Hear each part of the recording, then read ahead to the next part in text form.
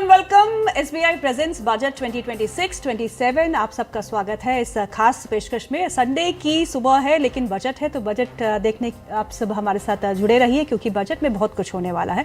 इस पे ही हम बातचीत करेंगे। हमारे साथ अभी स्टूडियो में, क्योंकि मैं जल्दी आपको इस प्रोग्राम की शुरुआत कर रही हूँ क्योंकि कुछ ही मिनट में यानी कि 2 मिनट में अब बजट प्रेजेंट होने वाला है पार्लियामेंट में। तो सिद्धार्थ मेरे साथ मौजूद है, सिद्धार्थ शर्मा। ही इज को founder at money tree partners. So Siddharth, thank you so much for being with us in the studio as always. What is your expectation from the budget this time? Well, I really find that this budget is going to be a very critical budget. With the kind of uncertainty which is there in the global markets, I think that it is going to be more of an inward-looking budget. How we can improve our different sectors, our agricultural sector, our manufacturing sector, our startup sector, and what all aspects the government will be taking care of so as to reduce the fall of the rupee. Okay. That's also a very, very important aspect. What I just personally find that this budget is really going to cater to. And last but not the least, there's so much amount of capital outflow which has happened from India in the last 1 year. How is the government preparing itself to bring that money back into the system? तो क्या लगता है आपको कि taxes में STT में कटौती की संभावना बढ़ रही है? Exactly, मुझे ऐसा लगता है कि फॉरेन इंस्टीट्यूशनल इन्वेस्टर्स के ऊपर लॉन्ग टर्म के ऊपर सरकार जरूर कुछ ना कुछ करेगी जिससे उस पैसे को वापस अट्रैक्ट किया जाए। इनफैक्ट 2018 से पहले ये टैक्स था ही नहीं। एंड देन एसटीटीज के ऊपर भी मुझे लगता है कि बहुत इंपॉर्टेंट एक कॉन्सेप्ट है जो सरकार काम करेगी सो दैट उस एसटीटी को रिड्यूस किया जाए, इंडिया को एक अट्रैक्टिव डेस्टिनेशन बनाया जाए। And last but not the least, जो फॉरेन इंस्टीट्यूशनल इन्वेस्टर्स है उनको वापस इस देश में लाया जाए सो दैट एटलीस्ट एक तो मार्केट्स ठीक हो जाए and at the same time rupee जो वॉलेटाइल जो इतना हो गया है उसको कंट्रोल किया जाए।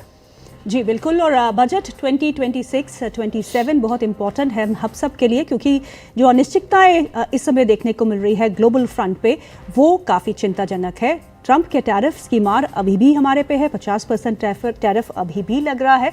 और ट्रंप के जो पॉलिसी रिफॉर्म्स है या पॉलिसीज़ है टू मेक अमेरिका ग्रेट, वो बाकी देशों के लिए अच्छी बात नहीं है। हालांकि भारत ने बहुत सारे एफटीए साइन किए हैं, ईयू इंडिया डील भी साइन हो चुकी है, लेकिन हमारी रुपी की वीकनेस, जैसे कि सिद्धार्थ ने कहा, एक बड़ी बहुत चिंता बनी हुई है बिकॉज रुपी जो है वो 92 के आसपास विजा विजा डॉलर्स इस समय कामकाज कर रहा है। आज के बाजार भी खुले हैं। ये सबसे आज तो मेरे को लगता है कि आप सब बोल रहे होंगे संडे खराब हो गया, लेकिन संडे खराब नहीं हुई है क्योंकि बाजार जो है आपको चुस्त बनाए रखेंगे। निफ्टी इस समय डे हाई पे कामकाज करते हुए बजट से कुछ ही मिनट पहले 25,381 का यहाँ आसपास का स्तर देखने को मिल रहा है। बैंक निफ्टी भी अपने डे हाई पे कामकाज करते हुए। इंडिया विक्स की बात करें तो यानी कि आज मार्केट वॉलेटाइल तो रहेगा ही रहेगा, जैसे जैसे अनाउंसमेंट्स आएंगी वैसे वैसे बाजार जो है वो मूव करता रहेगा। इंडिया विक्स आज 3.5% ऊपर कामकाज कर रहा है, 14 के आसपास का लेवल यहाँ देखने को मिल रहा है। मिड कैप और स्मॉल कैप इंडेक्स में हल्का सा लाल निशान बना हुआ है। चलिए अब सीधा चलते हैं पार्लियामेंट, जहाँ पे हमारी वित्त मंत्री निर्मला सीतारमन बजट पेश करेंगी। Main report of the 16th Finance Commission. 2. Report for 2026-2031, Volume 2, Annexures of the 16th Finance Commission. Number 3. Explanatory memorandum as to the action taken on the recommendations contained in the above report. Item number 2, माननीय वित्त मंत्री निर्मला सीतारमन जी।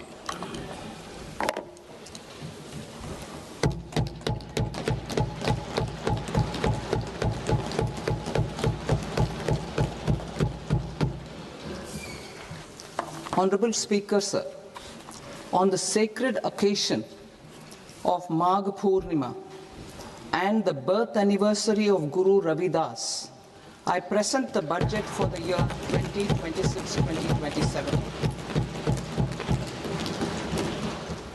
Since we assumed office 12 years ago, India's economic trajectory has been marked by stability, fiscal discipline, sustained growth, and moderate inflation.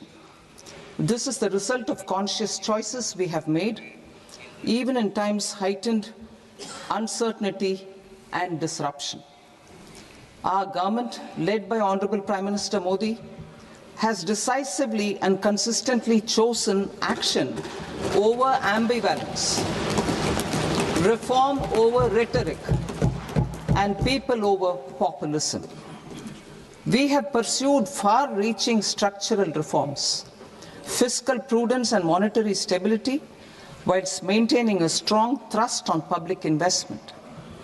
Keeping Atmanirbharta as a lodestar, we have built domestic manufacturing capacity, energy security, and reduced critical import dependencies. Simultaneously, we have ensured that citizens benefit from every action of the government, undertaking reforms to support employment generation, agricultural productivity, household purchasing power, and universal services to people. These measures have delivered a high growth rate of around 7% and helped us make substantial strides in poverty reduction and improvement in the lives of our people. Today, we face an external environment in which trade and multilateralism are imperiled and access to resources and supply chains are disrupted. New technologies are transforming production systems while sharply increasing demands on water, energy, and critical minerals.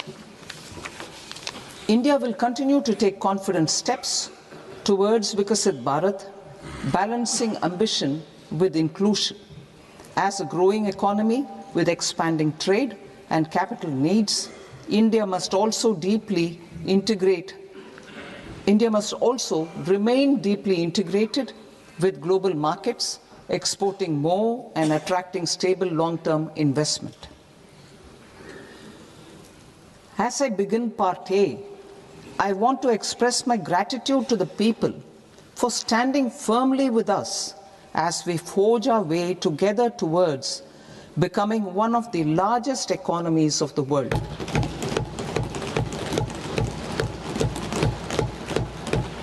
Our aim is to transform aspiration into achievement and potential into performance as we ensure that the dividends of growth reach every farmer, the scheduled caste, the scheduled tribes, the nomads, the youth, the poor, and the women.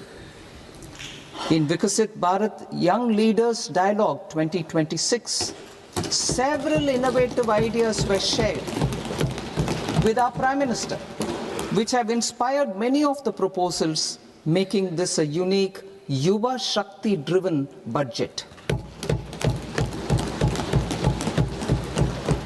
Our government's sankalp is to focus on our poor, underprivileged, and the disadvantaged. To deliver on this sankalp, and given that this is the first budget prepared in Kartavya Bhavan, we are inspired by three Kartavya. Our first Kartavya is to accelerate and sustain economic growth by enhancing productivity and competitiveness and building resilience to volatile global dynamics. Our second Kartavya is to fulfill aspirations of our people and build their capacity, making them strong partners in India's path to prosperity. Our third Kartavya, aligned with our vision of Sabka Saath, Sabka Vikas, is to ensure that every family, community, region, and sector has access to resources, amenities, and opportunities for meaningful participation. This threefold approach requires a supportive ecosystem. The first requirement is to sustain the momentum of structural reforms, continuous, adaptive, and forward-looking. Second, a robust and resilient financial sector is central to mobilizing savings, allocating capital efficiently, and managing risks. Third, cutting-edge technologies, including AI applications, can serve us as force multipliers for better governance. Reform Express.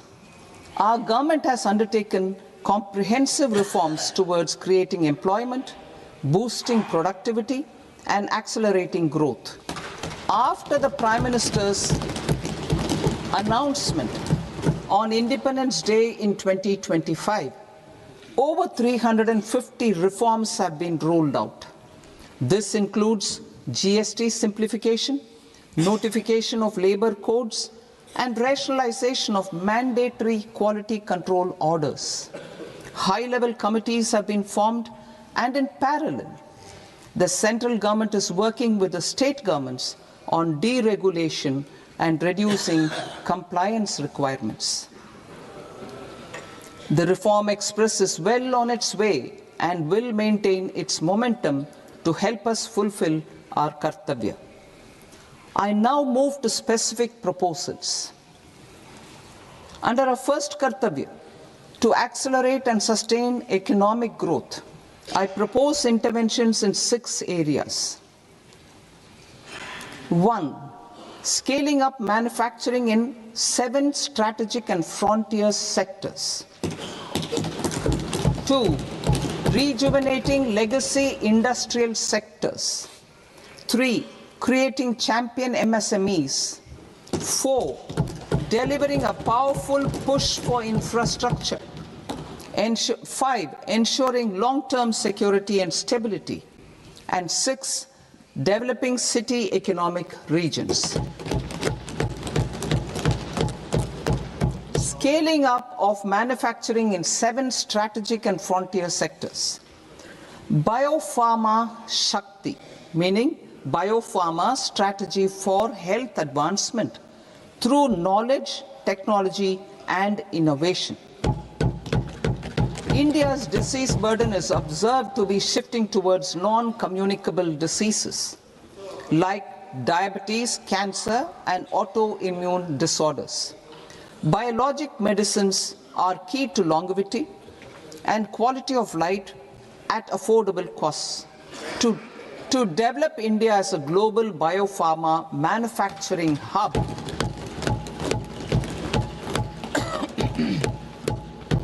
I propose the Biopharma Shakti with an outlay of 10,000 crores over the next 5 years. This will build the ecosystem for domestic production of biologics and biosimilars. The strategy will include a biopharma-focused network with 3 new national institutes of pharmaceutical education and research, popularly known as NIPERs, and upgrading 7 existing ones. It will also create a network of 1,000 accredited India clinical trials sites. We propose to strengthen the Central Drug Standard Control Organization to meet global standards and approve timeframes through and approval timeframes through a dedicated scientific review cadre and specialists. India's semiconductor mission 1.0 expanded India's semiconductor sector capabilities. Building on this, we will launch ISM 2.0 to produce equipment and materials, design full-stack Indian IP, and fortify supply chains. We will also focus on industry-led research and training centers to develop technology and skilled workforce. The Electronics Components Manufacturing Scheme, launched in April 2025, with an outlay of 22,919 crores, already has investment commitments at double the targets. We propose to increase the outlay to 40,000 crores to capitalize on this momentum.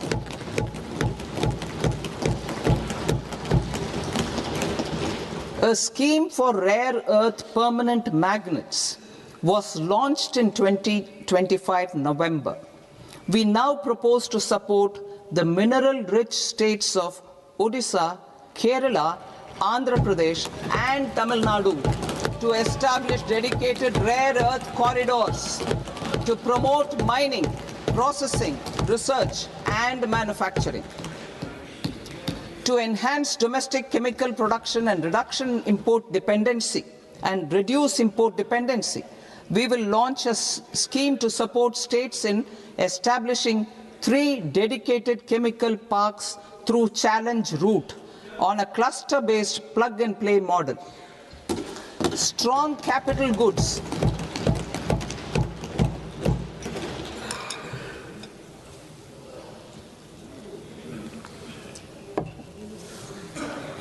Strong capital goods capability is a determinant of productivity and quality across different sectors.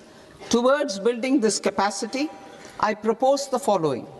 High-tech tool rooms will be established by central public sector enterprises at 2 locations as digitally enabled automated service bureaus that locally design, test and manufacture high-precision components at scale and at lower cost.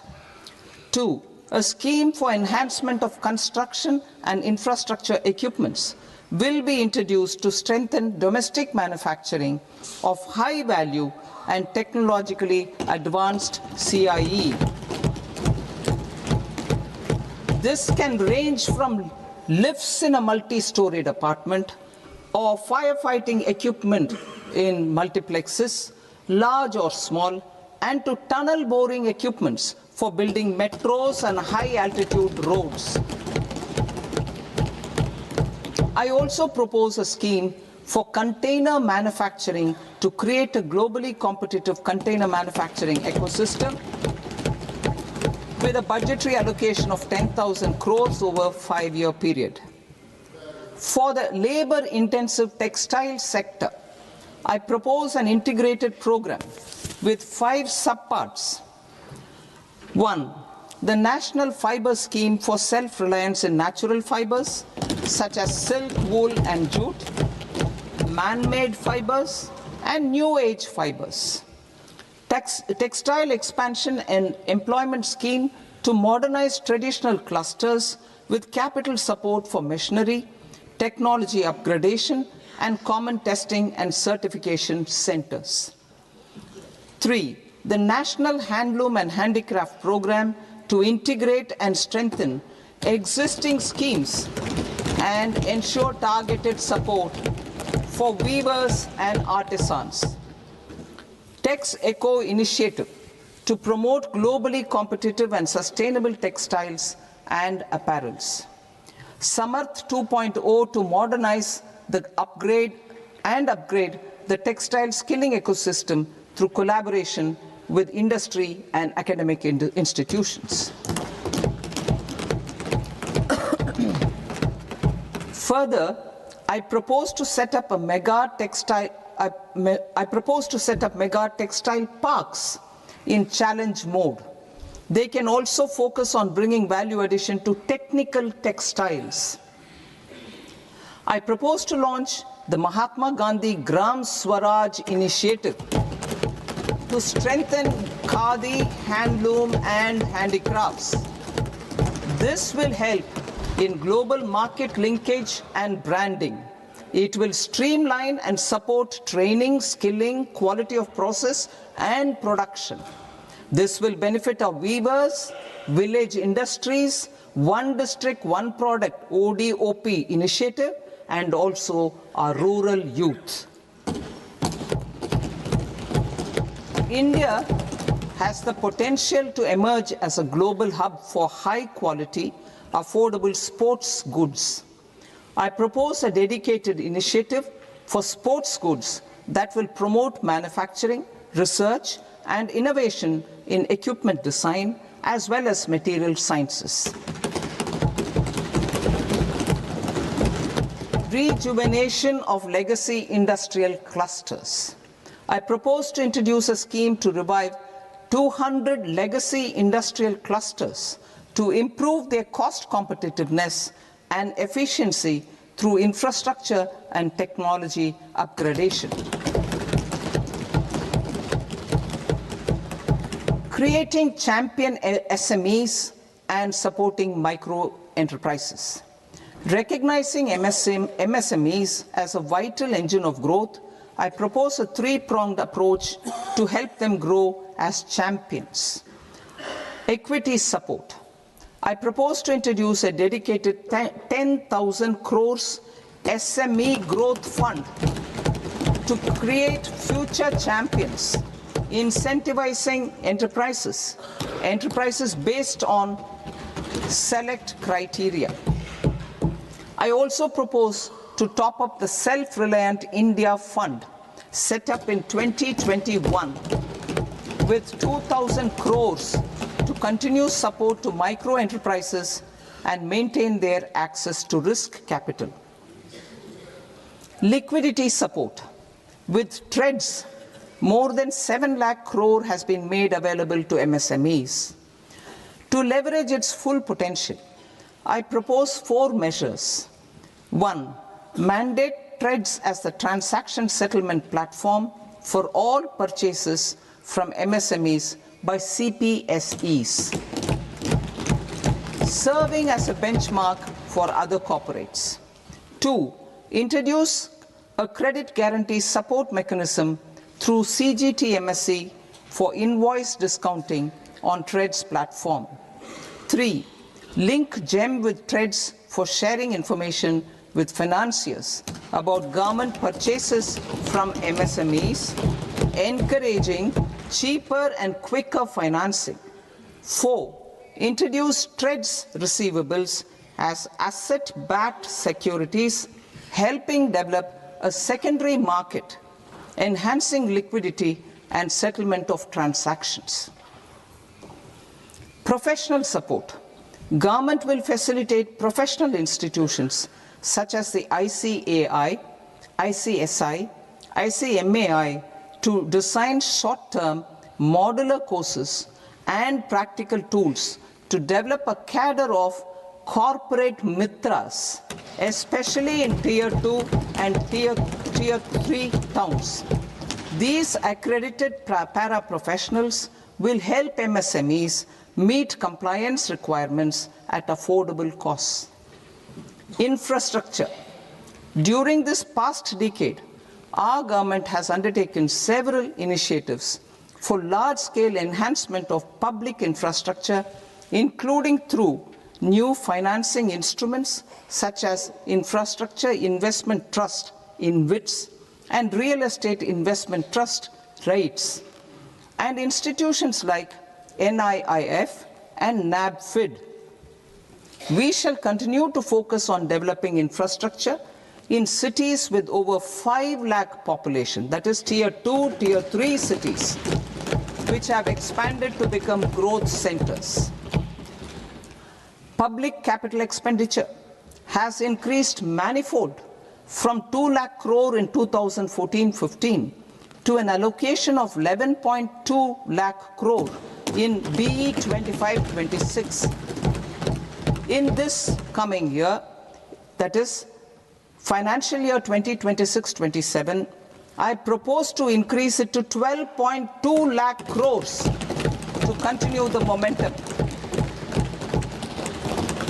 To strengthen the confidence of private developers regarding risks during infrastructure development and construction phase, I propose to set up an infrastructure risk guarantee fund to provide prudentially calibrated partial credit guarantee to lenders. Over the years, REITs have emerged as a successful instrument for asset monetization. I propose to accelerate recycling of significant real estate assets of the CPSEs through the setting up of dedicated REITs. To promote environmentally sustainable movement of cargo, I propose to 1. Establish new dedicated freight corridors connecting Dankuni in the east to Surat in the west. Operationalize 20 new national waterways over the next 5 years, starting with National Waterways 5 in Orissa to connect mineral-rich areas of Talcher and Angul and industrial centers like Kalinga Nagar to the ports of Paradeep and Dhamra. Training institutes will be set up as regional centers of excellence for development of required manpower for these waterways. This will benefit youth in the entire stretch of the waterways to train and acquire skills. Further, a ship repair ecosystem catering to inland waterways will also be set up at Varanasi and Patna. And C, launch a coastal cargo promotion scheme for incentivizing a modal shift from rail to road to increase the share of inland waterways and coastal shipping from 6% to 12% by 2047. To enhance last mile and remote connectivity and promote tourism, I propose to give incentives to indigenize manufacturing of seaplanes. A seaplane VGF scheme will be also introduced to provide support for operations. Carbon capture, utilization and storage. Aligning with the roadmap launched in December 2025, the carbon capture, utilization and storage technologies at scale will achieve higher readiness and in end-use application across 5 industrial sectors, including power, steel, cement, refineries, and chemicals. An outlay of 20,000 crore is proposed over the next 5 years for this purpose. City economic regions. Cities are India's engines of growth, innovation, and opportunities. We shall now focus on Tier 2, Tier 3 cities, and even temple towns, which need modern infrastructure and basic amenities. This budget aims to further amplify the potential of cities to deliver the economic power of agglomerations by mapping city economic regions based on their specific growth drivers. An allocation of 5,000 crore per CER over 5 years is proposed for implementing their plans through a challenge mode with a reform-cum-result-based financing mechanism.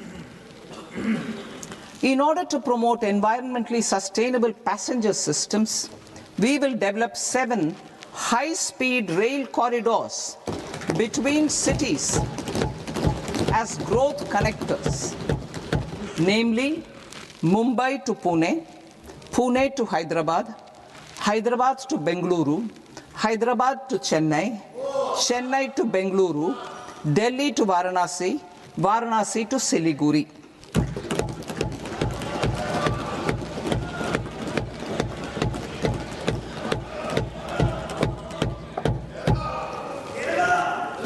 Financial sector.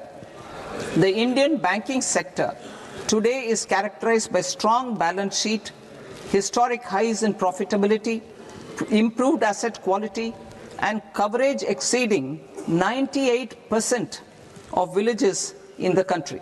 At this juncture, we are well placed to futuristically evaluate the measures needed to continue on the path of reform-led growth of this sector. I propose setting up a high-level committee on banking for Vikasit Bharat. High-level committee on banking for Vikasit Bharat to comprehensively review the sector and align it with India's next phase of growth, while safeguarding financial stability, inclusion, and consumer protection. The vision for NBFCs for Vikasit Bharat has been outlined with clear targets for credit disbursement and technology adoption in order to achieve scale and improve efficiency in the public sector NBFCs. As a first step, it is proposed to restructure the Power Finance Corporation and Rural Electrification Corporation. I propose a comprehensive review of the foreign exchange management non-debt instruments rules to create a more contemporary, user-friendly framework for foreign investments consistent with India's evolving economic priorities. Corporate bond market. I propose to introduce a market-making framework with suitable access to funds and derivatives on corporate bond indices. I also propose to introduce total return swaps on corporate bonds. Municipal bonds. To encourage the issuance of municipal bonds of higher value by larger cities, I propose an incentive of 100 crore rupees for a single bond issuance. 100 crore rupees for a single bond issuance of more than 1,000 crore. The current scheme under Amrit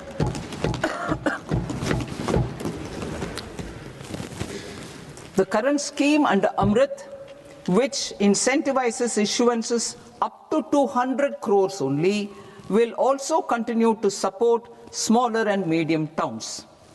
That will also continue to support the smaller and medium towns. Ease of doing business. Individual persons resident outside India, PROI, will be permitted to invest in equity instruments of listed Indian companies through the portfolio investment scheme. It is also proposed to increase the investment limit for an individual PROI under the scheme from 5% to 10%, with an overall investment limit for all individual PROIs to 24% from the current 10%. Emerging technologies including AI. 21st century is technology driven. Adoption of technology is for the benefit of all people.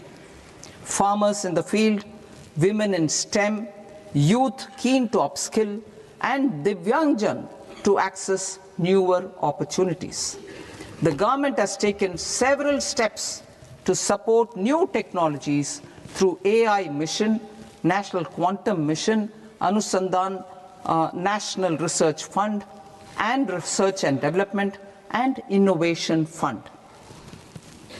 Our second kartavya is to fulfill aspirations and build capacities. Close to 25 crore individuals have come out of multi-dimensional poverty through a decade of our government's sustained and reform-oriented efforts.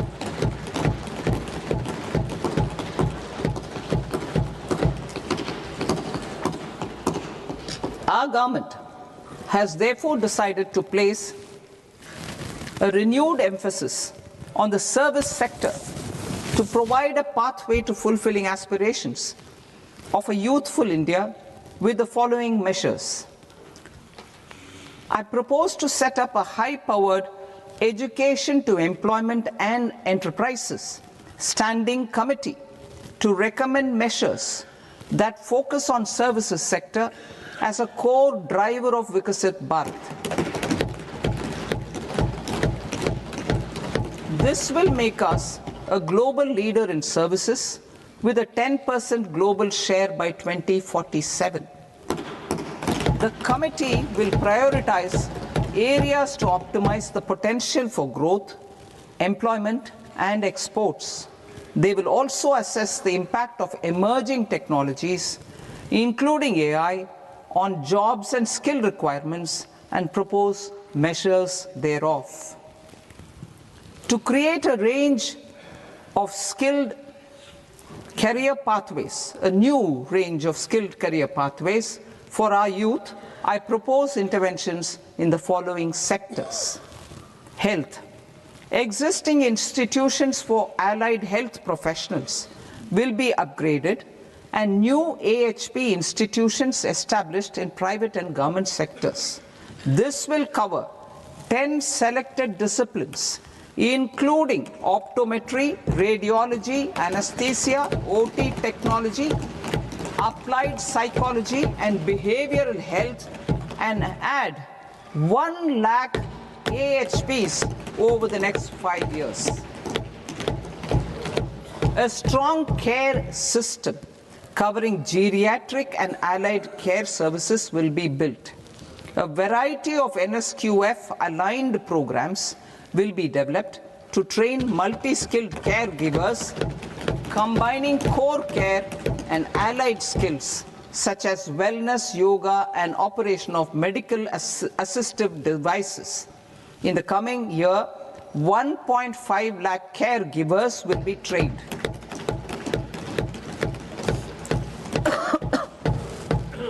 Hubs for medical value tourism.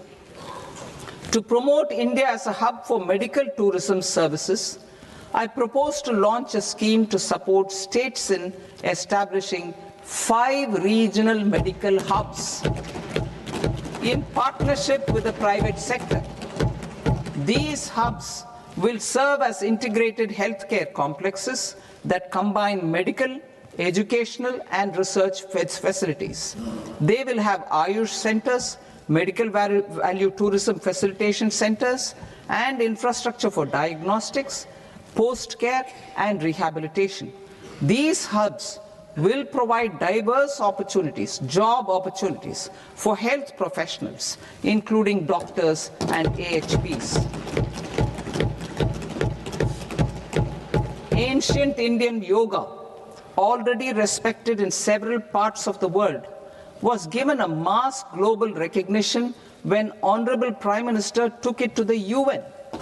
Post-COVID, Ayurveda gained a similar global acceptance and recognition. Exporting quality Ayurveda products helps farmers who grow the herbs and youth who process the products. To meet growing global demand, a few more steps are being taken. I propose to 1. Set up 3 new All India Institutes of Ayurveda. 2. Upgrade Ayush pharmacies and drug testing labs for higher standards of certification ecosystem and make available more skilled personnel. 3. Upgrade the WHO Global Traditional Medicine Center in Jamnagar to bolster evidence-based research, training, and awareness for traditional medicine. Animal husbandry.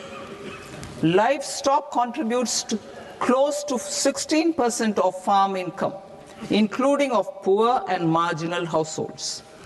To scale up availability of veterinary professionals by more than 20,000, I propose to roll out a loan-linked capital subsidy support scheme for establishment of veterinary and para-veterinary colleges, veterinary hospitals, diagnostic laboratories, and breeding facilities in private sector. Collaboration between Indian and foreign institutions will also be facilitated. Orange economy. India's animation, visual effects, gaming and comics sector, AVGC sector, is a growing industry projected to require 2 million professionals by 2030. I propose to support the Indian Institute of Creative Technologies, Mumbai, in setting up AVGC content creator labs in 15,000 secondary schools all over the country and 500 colleges. The Indian design industry is expanding rapidly, and yet there is a shortage of Indian designers. I propose to establish, through Challenge Route, a new National Institute of Design to boost design education and development in the eastern region of India.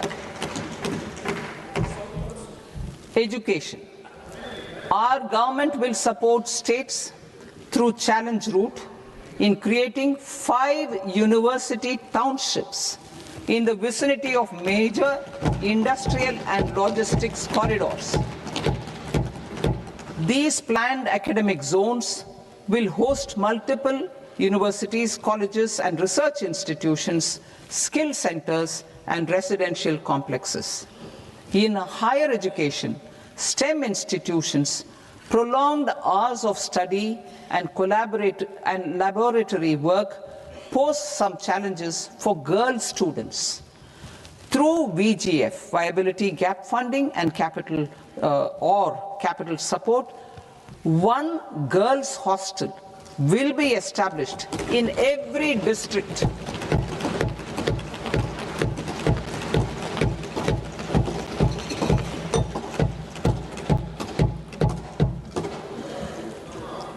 To promote astrophysics and astronomy, via immersive experiences.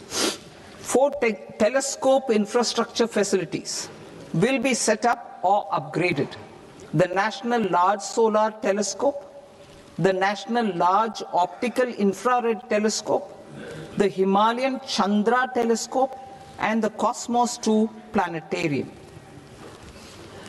Tourism. The tourism sector has the potential to play a large role in the employment generation, forex earnings, and expanding the local economy.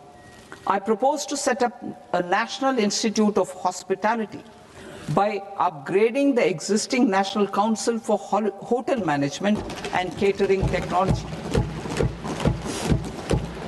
It will function as a bridge between academia, industry, and government. I also propose a pilot scheme for upskilling 10,000 guides in 20 iconic tourist sites through a standardized, high-quality, 12-week training course in hybrid mode in collaboration with the Indian Institute of Management.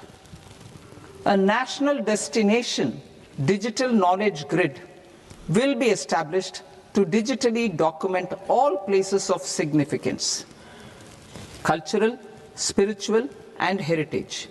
This initiative will create a new ecosystem of jobs for local researchers, historians, content creators, and technology partners. India has the potential and opportunity to offer world-class trekking and hiking experience. We will develop ecologically sustainable mountain trails in Himachal Pradesh, Uttarakhand, and Jammu Kashmir. Also in Araku Valley in the Eastern Ghats and Podigai Malai in the Western Ghats. Turtle trails along key nesting sites in the coastal areas of Odisha, Karnataka, and Kerala. And 3 bird watching trails along the Pulikat Lake in Andhra Pradesh, Tamil Nadu. It's on the border. Under the visionary leadership of Honorable Prime Minister, we established the International Big Cat Alliance in 2024. This year, India is hosting the first ever Global Big Cat Summit, where heads of governments and ministers from 95 range countries will deliberate on collective strategies for conservation.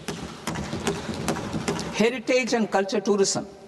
I propose to develop 15 archaeological sites, including Lothal, Dolavira, Rakhi Gadi, Adichanallur, Saranath, Hastinapur, and Leh Palace into vibrant experiential cultural destinations. Excavated landscapes will be open to the public through curated walkways. Immersive storytelling skills and technologies will be introduced to help conservation labs, interpretation centers, and guides. The sports sector provides multiple means of employment, skilling, and job opportunities. Taking forward the systematic nurturing of sports talent which is set in motion through the Khelo India program earlier, I propose to launch a Khelo India mission to transform the sports sector over the next decade. The mission will facilitate an integrated talent development pathway supported by training centers which are foundational, intermediate, and elite levels. B, systematic development of coaches and support staff. C, integration of sports science and technology. D, competitions and leagues to promote sports culture and provide platforms. And E, development of sports infrastructure for training and competition. Our third Kartavya aligns with our vision of Sabka Saath, Sabka Vikas towards Vikasit Bharat. This requires targeted efforts for 1. Increasing farmer incomes through productivity enhancement and entrepreneurship, with special attention to small and marginal farmers. B. Empowering Divyangjan through access to livelihood opportunities, training, and high-quality assistive devices. C. Empowering the vulnerable to access mental health and trauma care. D. Focus on the Purvodaya states and the Northeast region to accelerate development and employment opportunities. Fisheries. We will undertake initiatives for integrated development of 500 reservoirs and Amrit Sarovars. 2. Strengthen the fisheries value chain in coastal areas and enable market linkages involving startups and women-led groups together with fish farmer producer organizations. Animal husbandry. To provide quality employment opportunities in rural and peri-urban areas, we will support the animal husbandry sector in entrepreneurship development through A.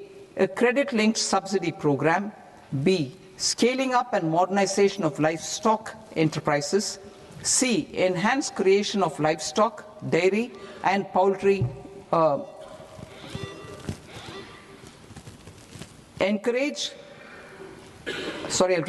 Enhanced creation of livestock, dairy, and poultry-focused integrated value chains. And D. Encourage creation of livestock farmer-producer organizations. High-value agriculture. To diversify farm outputs, increase productivity, enhance farmers' incomes, and create new employment opportunities, we will support high-value crops such as coconut, sandalwood, cocoa, cashew in the coastal areas, agar trees in northeast, and nuts such as almonds, walnuts, and pine nuts in our hilly regions. All of them will be supported. India is the world's largest producer of coconuts. About 30 million people, including nearly 10 million farmers, depend on coconuts for their livelihood. To further enhance competitiveness in coconut production, I propose a coconut promotion scheme to increase production and enhance productivity through various interventions, including replacing and non-productive trees with new saplings or plants or varieties in major coconut growing states. A dedicated program is proposed for Indian cashew and cocoa to make India self-reliant in raw cashew and coconut production and processing, enhance export competitiveness, and transform Indian cashew and Indian cocoa into premium global brands by 2030. Sandalwood. Sandalwood is closely linked to India's social and cultural heritage. Our government will partner with state governments to promote focused cultivation and post-harvest processing to restore the glory of the Indian sandalwood ecosystem, to rejuvenate old, low-yielding orchards, and expand high-density cultivation of walnuts, almonds, and pine nuts. We will support a dedicated program to enhance farmer incomes and in bringing value addition by engaging youth. Bharat Vistar, that is virtually integrated system to access agricultural resources. I propose to launch Bharat Vistar, a multilingual AI tool that shall integrate the AgriStack portals and the ICAR package on agricultural practices with AI systems. This will enhance farm productivity, enable better decisions for farmers, and reduce risk by providing customized advisory support. She Marts for rural women-led enterprises. Building on the success of Lakpati Didi program, I propose to help women take the next step from credit-linked livelihoods to being owners of enterprises, self-help entrepreneur, she, marts will be set up as community-owned retail outlets within the cluster-level federations through enhanced and innovative financing instruments. Empowering Divyangjan. Divyangjan Kaushal Yojana. Information technology, AVGC sectors, hospitality and food and beverages sectors often offer task-oriented and process-driven roles which are suitable for Divyangjan. We will ensure dignified livelihood opportunities through industry-relevant and customized training specific to each Divyangjan group. Divyang Sahara Yojana. Timely access to high-quality assistive devices for all eligible Divyangjan is a fundamental need. I propose to 1. Support the Artificial Limbs Manufacturing Corporation of India, Alimco, to set up and to scale up production of assistive devices, invest in R&D and AI integration, strengthen PM Divyasha Kendras, and support setting up of assistive technology marts as modern retail style centers where Divyangjan and senior citizens can see, try and purchase assistive products. Reaffirming our commitment to mental health and trauma care. There are no national institutes for mental health care in North India.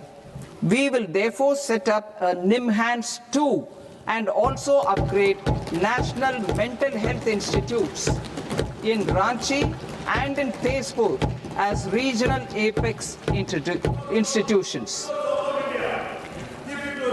Emergencies expose families, particularly the poor and vulnerable, to unexpected expenditure. We will strengthen and increase these capacities by 50% in district hospitals by establishing emergency and trauma care centers. Focus on Purvodaya states and northeastern regions. Purvodaya. I propose the development of an integrated East Coast industrial corridor with a well-connected node at Durgapur, creation of 5 tourism destinations in 5 Purvodaya states, and the provision of 4,000 e-buses. Buddhist sites in northeastern region. The northeastern region is a civilizational confluence of Theravada and Mahayana or Vajrayana traditions. I propose to launch a scheme for development of Buddhist circuits in Arunachal Pradesh, Sikkim, Assam, Manipur, Mizoram, and Tripura. The scheme will cover preservation of temples and monasteries, pilgrimage interpretation centers, connectivity, and pilgrim amenities. 16th Finance Commission. On 17th November 2025, the 16th Finance Commission submitted its report to the President. As mandated under Article 281 of the Constitution, the government is to lay the report along with the explanatory memorandum on the action taken report on the recommendations of the Commission in Parliament, which, Sir, Honourable Speaker, you've allowed me to do at the commencement of this session. The government has accepted the recommendation of the Commission to retain the vertical share of devolution at 41%. As recommended by the Commission, I have provided 1.4 lakh crores of rupees to the states for the year 2026-2027 as Finance Commission grants.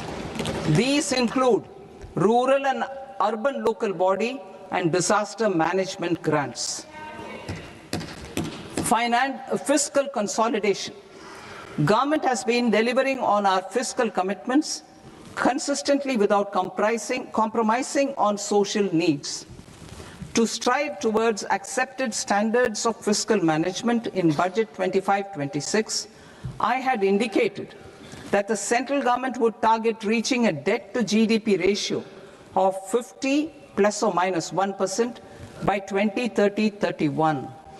In line with this, the debt to GDP ratio is estimated to be 55.6% of GDP in BE 26-27, compared to 56.1% of GDP in RE 25-26. A declining debt to GDP ratio will gradually free up resources for priority sector lending and expenditure by reducing the outgo on interest payments. One of the main operational instruments for debt targeting is the fiscal deficit.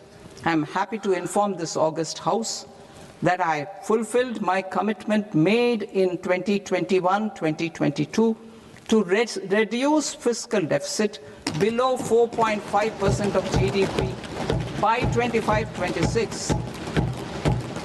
In RE 25-26, the fiscal deficit has been estimated at par with BE of 2025-26 at 4.4% of GDP. In line with the new fiscal prudence path of debt consolidation, the fiscal deficit in BE 26-27 is estimated to be 4.3% of the GDP.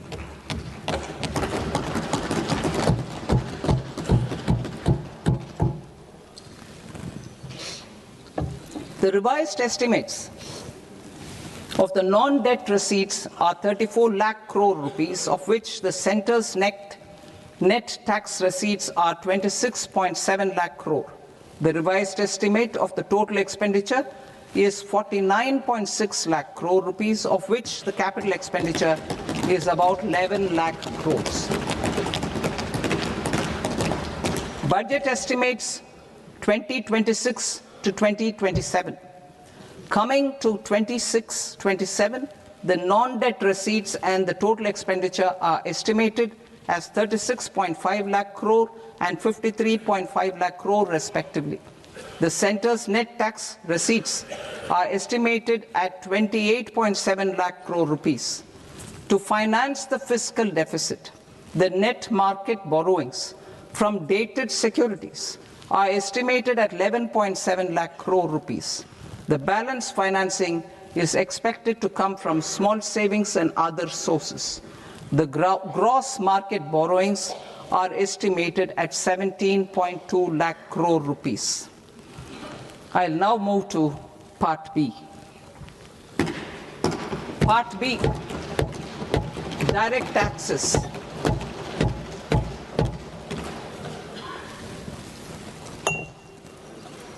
Honorable Speaker, sir, I now present my proposals on direct taxes. New Income Tax Act. In July 2024, I announced a comprehensive review of the Income Tax Act 1961. This was completed in a record time, and the Income Tax Act 2025 will come into effect from 1st April 2026. The simplified income tax rules and forms will be notified shortly, giving adequate time to taxpayers to acquaint themselves with its requirements. The forms have been redesigned such that ordinary citizens can comply without difficulty.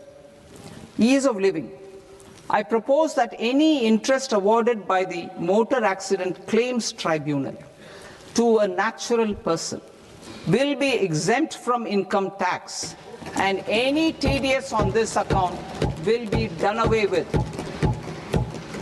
I propose to reduce TCS rate on the sale of overseas tour program package from the current 5% and 20% to 2% without any stipulation of amount.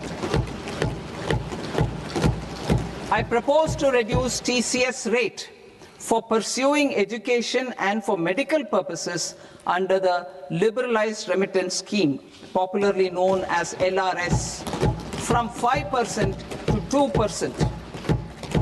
Supply of manpower services is proposed to be specifically brought within the ambit of payment to contractors for the purpose of TDS to avoid ambiguity. Thus, TDS on these services will be at the rate of either 1% or 2% only. I propose a scheme for small taxpayers wherein a rule-based automated process will enable obtaining a lower or nil deduction certificate instead of filing an application with the assessing officer. For the ease of taxpayer holding securities in multiple companies, I propose to enable depositories to accept Form 15G or Form 15H from the investor and provide it directly to various relevant companies. I propose to extend time available for revising returns from 31st December to up to 31st March with the payment of a nominal fee. I also propose to stagger the timeline for filing of tax returns. Individuals with ITR 1 and ITR 2 returns will continue to file till 31st July, and non-audit business cases or trusts are proposed to be allowed time till 31st August. TDS on sale of immovable property by a non-resident is proposed to be deducted and deposited through resident buyers and his or her PAN-based challan instead of requiring a TAN, which is a temporary accounting number.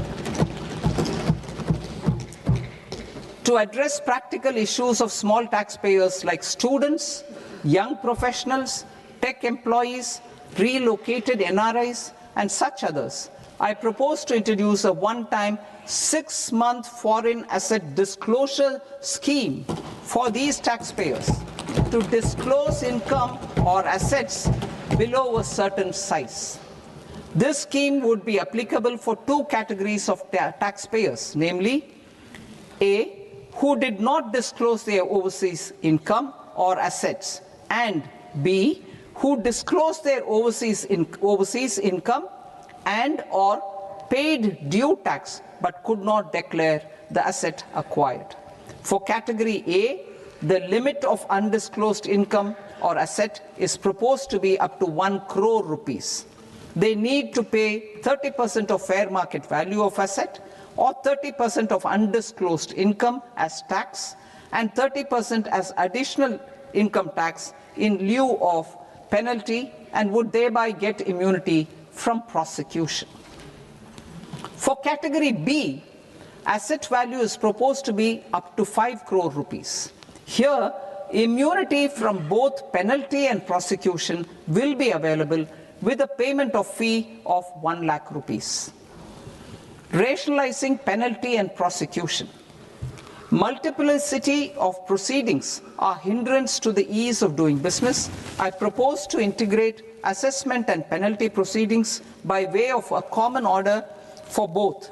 There will be no interest liability on the taxpayer on the penalty amount for the period of appeal before the first appellate authority, irrespective of the outcome of appeal process. Further, quantum of prepayment is being reduced from 20% to 10% and will continue to be calculated only on core tax demand. As an additional measure for reducing litigation, I propose to allow taxpayers to update their returns even after reassessment proceedings have been initiated, and an additional 10% tax rate over and above the rate applicable for the relevant year. The assessing officer will then use only this updated return in his proceedings. There is already a framework for immunity from penalty and prosecution in the cases of underreporting.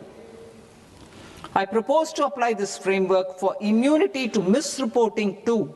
However, in such a case, the taxpayer will need to pay 100% of the tax amount as an additional income tax over and above the tax and interest due.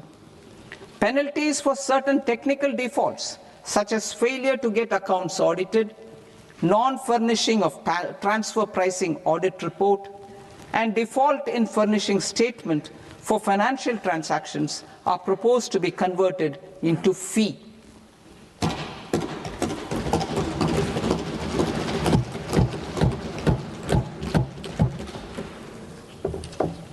I propose to rationalize prosecution framework under Income Tax Act while maintaining a careful balance for deterrence in some serious offence. Non-production of books of account and documents and requirement of TDS payment where payment is made in kind are being decriminalized. Further, minor offences will attract fine only. The remaining prosecutions will be graded commensurate with the quantum of offence. They will entail only simple imprisonment with maximum imprisonment reduced to 2 years and power to courts to convert even those into fines. There is no penalty. There is no penalty presently for non-disclosure of non-immovable foreign assets with aggregate value less than 20 lakh rupees. I propose to also provide them with immunity from prosecution with retrospective effect from 1/10/2024.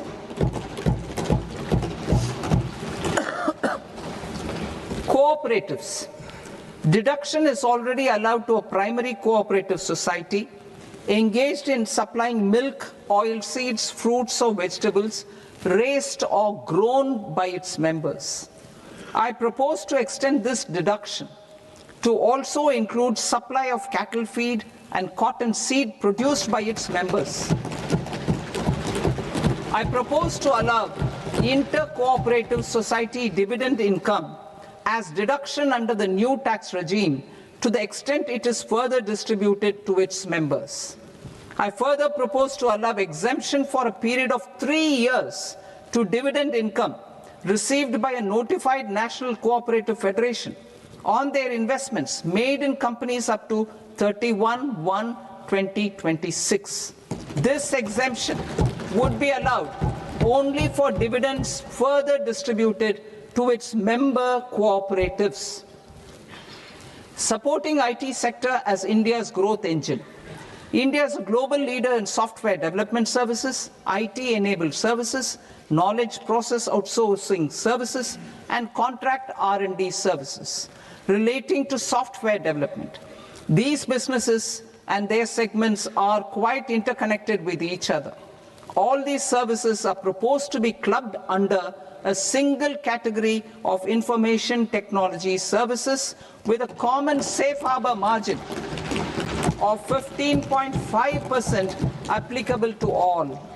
The threshold for availing safe harbor for IT services is being enhanced substantially from 300 crore rupees to 2,000 crore rupees. Safe harbor for IT services shall be approved by an automated rule-driven process without any need for tax officer to examine and accept the application.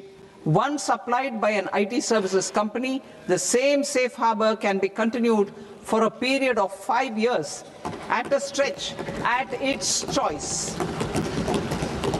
For IT services companies who want to conclude advanced pricing agreement, APA, I propose to fast-track unilateral APA process for IT services and endeavor to conclude it within a period of 2 years.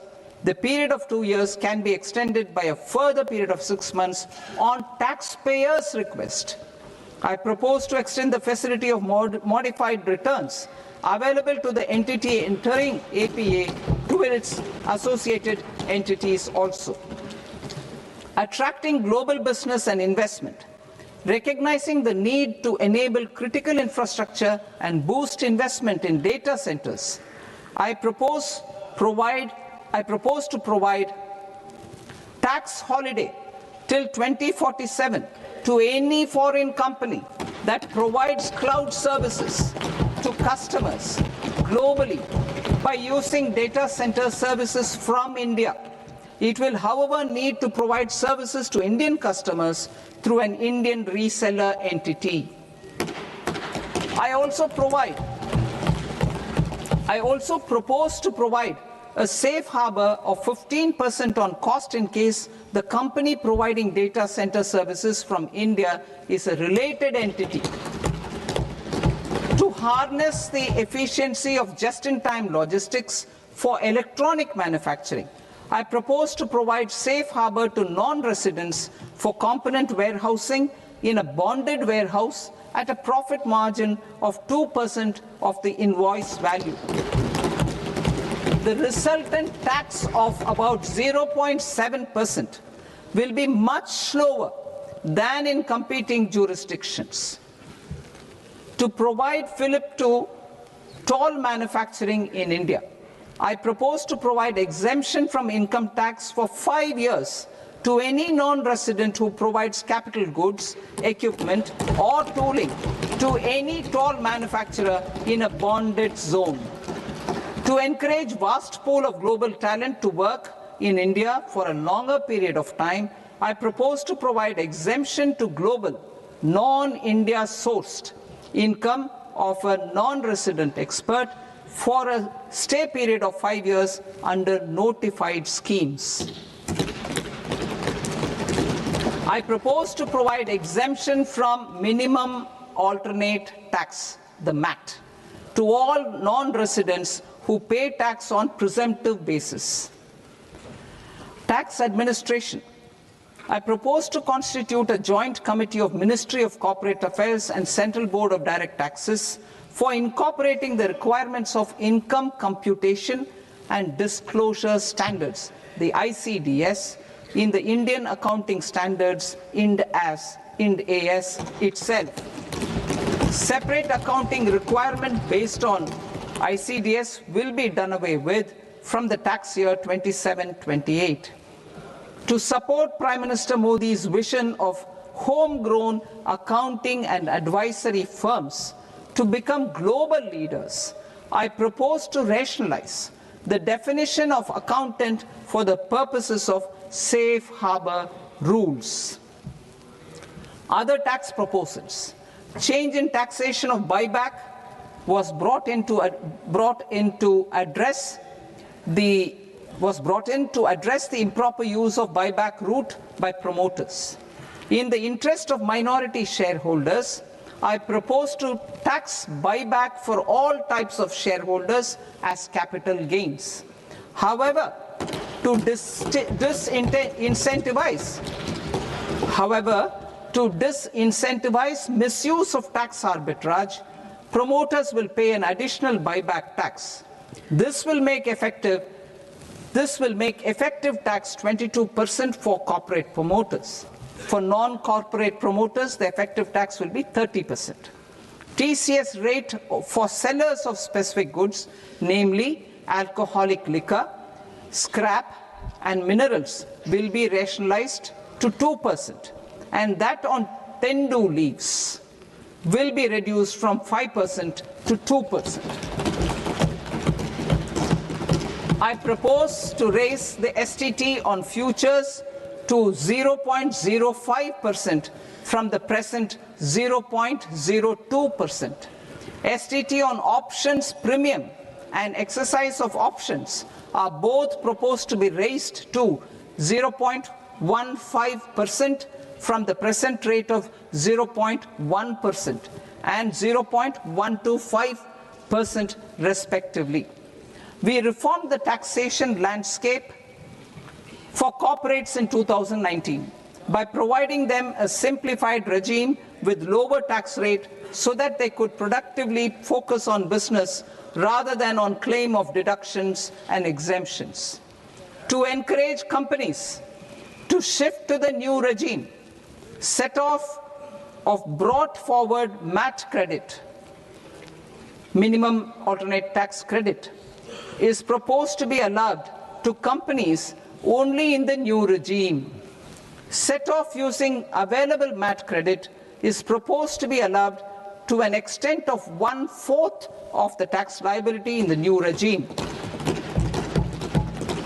MAT is proposed to be made final tax, so there will be no further credit accumulation from 1st April 2026. In line with this change, the rate of final tax is being reduced to 14% from the current MAT rate of 15%. The brought forward MAT credit of taxpayers accumulated till 30th March 2026 will continue to be available to them for set-off as above. Indirect taxes. I shall now take up proposals related to indirect taxes. My proposals for customs and central excise aim to further simplify the tariff structure, support domestic manufacturing, promote export competitiveness, and correct inversion in duty. To continue weeding out long continuing customs duty exemptions, I propose to remove certain exemptions on items which are being manufactured in India or where the imports are negligible. Similarly, to further simplify the process of ascertaining the rate of duty applicable on a particular item, I propose to incorporate certain effective rates in various customs notifications to the tariff schedule itself. I shall now take up sector-specific proposals. Promotion of exports of marine, leather, and textile products. I propose to increase the limit for duty-free imports of specified inputs used for processing seafoods for export from the current 1% to 3% of FOB value of the previous year's export turnover. I also propose to allow duty-free imports of specified inputs, which is currently available for exports of leather or synthetic footwear, to exports of shoe uppers as well. I propose to extend the time period for export of final product from the existing 6 months to 1 year for exporters of leather or textile garments, leather or synthetic footwear, and other leather products. Energy transition and security.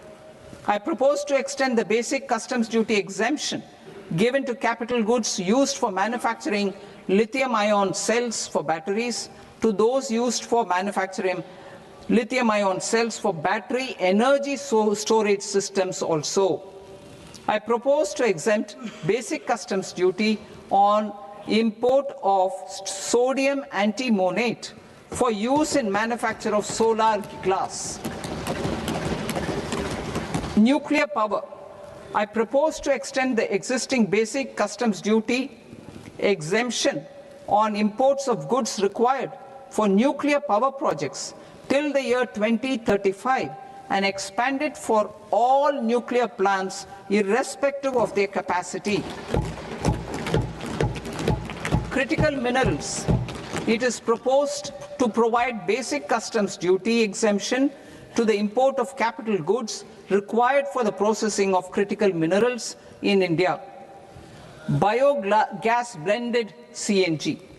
I propose to exclude the entire value of biogas while calculating the central excise duty payable on biogas blended CNG. Civil and defense aviation. I propose to exempt basic customs duty on components and parts required for the manufacture of civilian training and other aircrafts. It is proposed to exempt basic customs duty on raw materials imported for the manufacture of parts of aircraft to be used in maintenance, repair, or overall requirements by units in the defense sector. Electronics. To deepen value addition in the consumer electronics sector, I propose to exempt basic customs duty on specified parts used in the manufacture of microwave ovens. Special economic zone. To address the concerns arising about utilization of capacity by manufacturing units in the special economic zones due to global trade disruptions, I propose as a special one-time measure to facilitate sales by eligible manufacturing units in SEZs to the domestic tariff area at concessional rates of duty. The quantity of such sales will be limited to a prescribed proportion of their exports. Necessary regulatory changes will be undertaken to operationalize the measures while ensuring level playing field for the units working in the DTA. Ease of living. To rationalize the customs duty structure for goods imported for personal use, I propose to reduce the tariff rate on all dutiable goods imported for personal use from 20% to 10%. To provide relief to patients, particularly those suffering from cancer, I propose to exempt basic customs duty on 17 drugs or medicines. I propose also to add 7 more rare diseases for the purposes of exempting import duties on personal imports of drugs, medicines, and food for special medical purposes used in their treatment. Customs process. India's role and share in the global trade is poised for a major leap in line with our ambition and journey towards Vikasit Bharat. In this regard, I propose many measures for custom processes to have minimal intervention for smoother and faster movement of goods and greater certainty to the trade. Trust-based systems.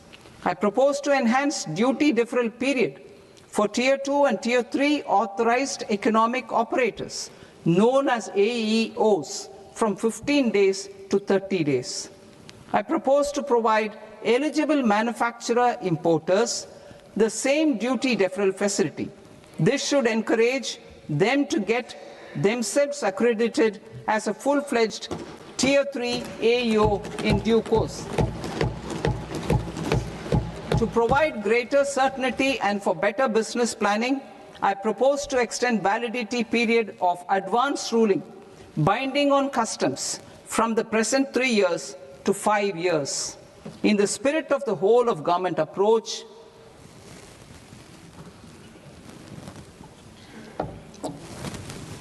government agencies will be encouraged to leverage AEO accreditation for preferential treatment in clearing their cargo. Regular importers with trusted long-standing supply chains will be recognized in the risk system so that the need for verification of their cargo every time can be minimized. Export cargo using electronic sealing.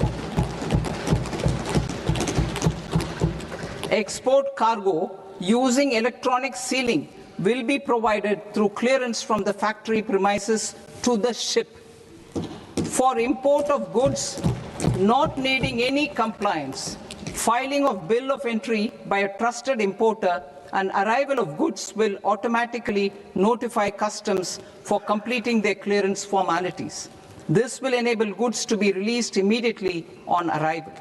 The customs warehouse framework will be transformed into a warehouse operator-centric system with a self-declarations, electronic tracking, and risk-based audit. These reforms will move away from the current system of officer-dependent approvals and reduce transaction delays and compliance costs.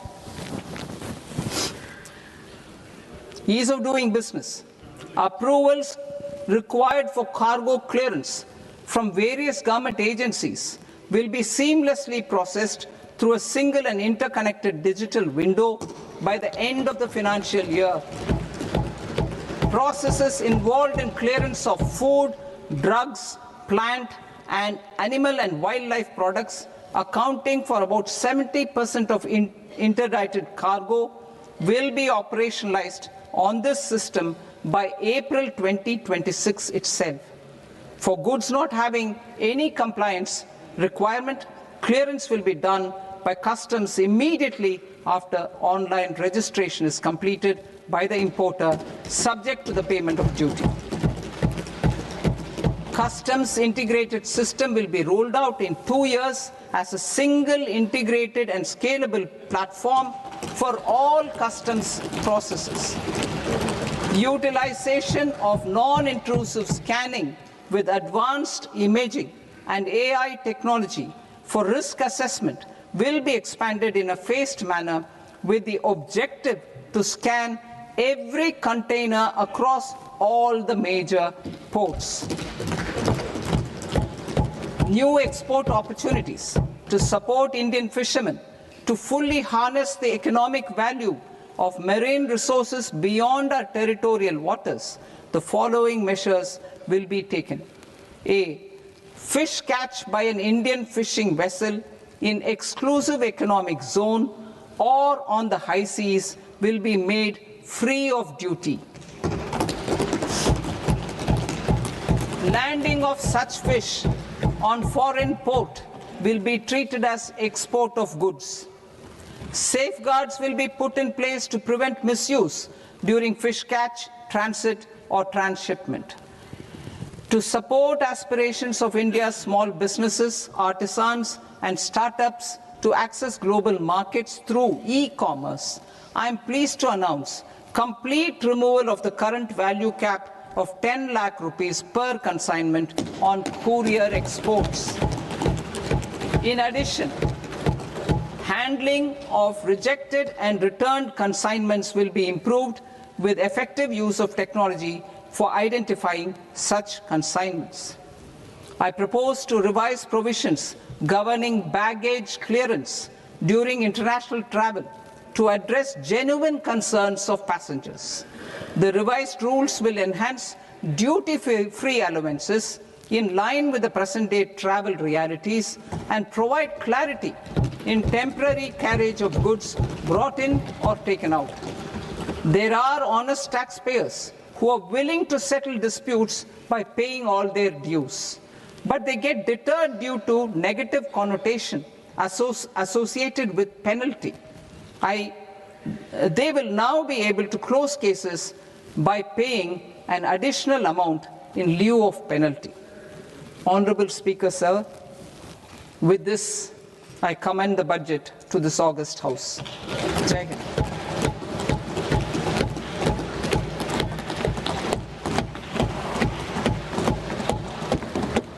One and a half hours. Item number 3 माननीय वित्त मंत्री जी।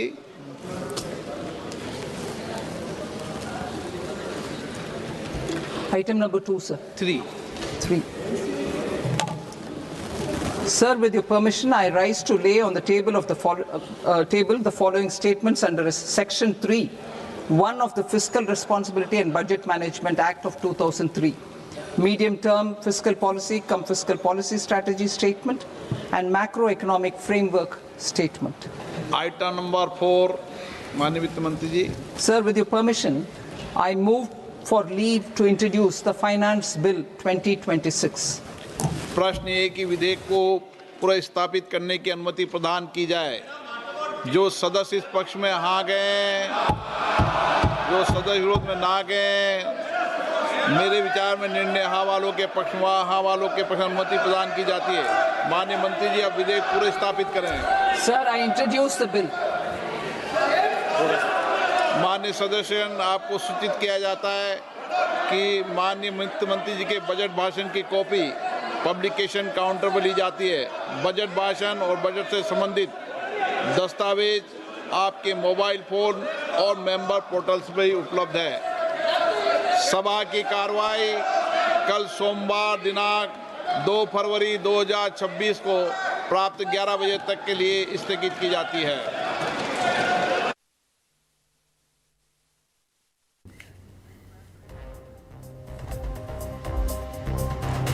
तो budget 2026-2027 की घोषणा हो चुकी है। Budget has been presented और बजट जो है काफ़ी रिफॉर्मिस्ट है। स्ट्रक्चरल रिफॉर्म्स पे ध्यान दिया गया है क्योंकि जो टैरिफ्स की मार है वो देश भर के कंट्रीज़ पे पड़ी है, लेकिन अब जो ये बजट है ये बिल्कुल स्ट्रक्चरल रिफॉर्म्स पे ज़्यादा ध्यान देते हुए, डोमेस्टिक इकोनॉमी को सपोर्ट करते हुए, जो ग्रोथ के आंकड़े हैं वो 7% से ऊपर के आंके जा रहे हैं FY 26-27 के लिए, उनको सपोर्ट करने के लिए जो भी किया जा सकता था वो इस बजट में है। तो यानी कि कहीं ना कहीं अपनी डोमेस्टिक इकोनॉमी को फर्म ग्राउंड पे रखने के लिए बजट पे कदम उठाए गए हैं, चाहे वो MSMEs के लिए हो, चाहे वो सेमीकंडक्टर्स के कारोबार को एक्सपैंड करने में हो।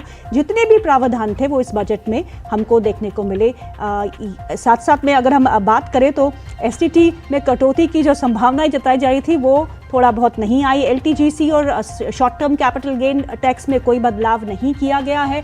STT डेरिवेटिव्स पे बढ़ाया गया है, तो ये एक दिक्कत जो है वो डेरिवेटिव सेगमेंट के लिए हो सकती है, क्योंकि बहुत सारी रिपोर्ट्स थी सेबी की जहां ये माना जा रहा था कि आम निवेशक जो रिटेल इन्वेस्टर है उसको जो डेरिवेटिव्स में कामकाज से, फ्यूचर्स एंड ऑप्शंस में कामकाज से नुकसान पहुंच रहा था। 93% of the people were losing their money. तो कहीं ना कहीं उसे रोकने के लिए STT बढ़ा दिया गया है ऑन डेरिवेटिव्स। तो ये एक नेगेटिव खबर जो है वो बाजारों के लिए हो सकती है, लेकिन स्ट्रक्चरली ये रिफॉर्म्स जो है वो काफ़ी अच्छे होंगे और ये लॉन्ग टर्म हमारी इकोनॉमी को सस्टेन करने में मदद करेंगे, ऐसा ये बजट माना जा रहा है। दो खास मेहमान जो है वो मेरे साथ स्टूडियो में मौजूद है। Siddharth Sharma, cofounder money tree partners, and Rajat Sharma, he is founder and CEO Sana securities. आप दोनों का बहुत बहुत स्वागत है कार्यक्रम में। Your first reaction Siddharth, how do you see this budget? Well, I found that this budget is quite reformist in character.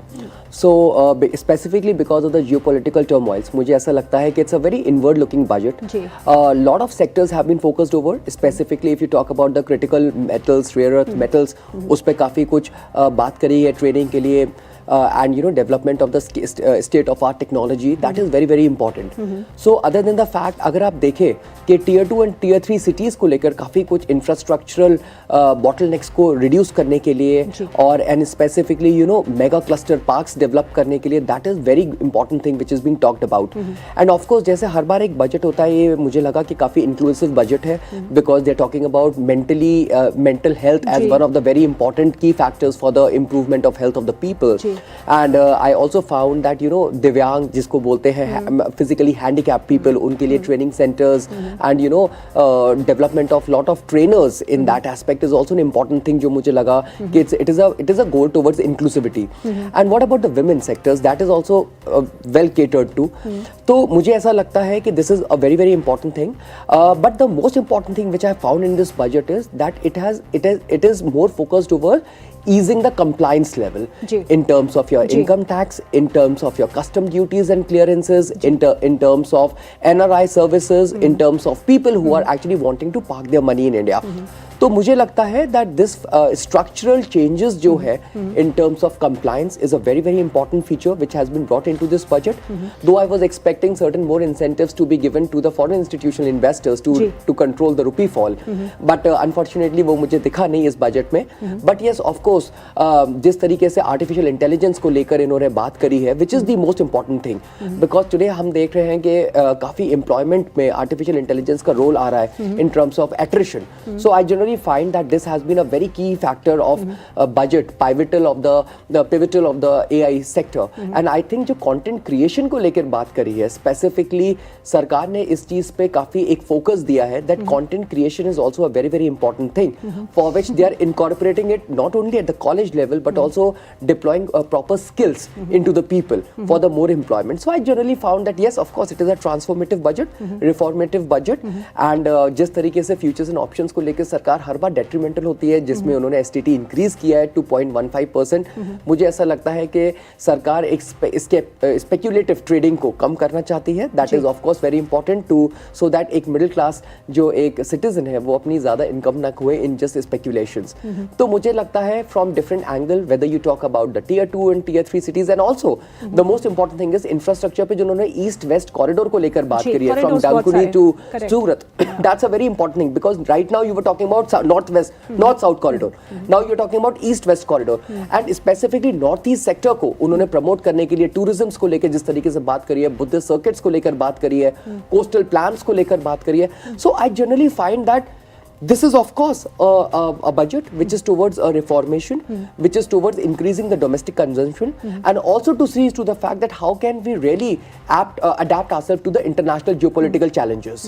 तो मुझे लगता है कि एक विकसित भारत 2047 का जो एक प्लान है प्राइम मिनिस्टर मोदी का, that has been the most important thing. And last but not the least, जो इन्होंने डेट टू जीडीपी को लेकर बात करी है, that's also a very very important thing, from 56% to 55% to 50%. I think that's also an important characteristics of the budget through which एक fiscal consolidation का जो एक road map के लेकर सरकार ने बात करी है, which is very important. That's an important aspect to the budget. And of course if you talk about the bond penetration markets, चाहे वो municipal bonds हो या फिर normal bonds हो, so they have touched upon everything. exactly. तो मुझे लगता है financial sector की जो एक in-depth penetration है, चाहे वो NRIs को लेकर हो, चाहे वो bond penetration को लेकर हो, so they have literally touched upon all those aspects well.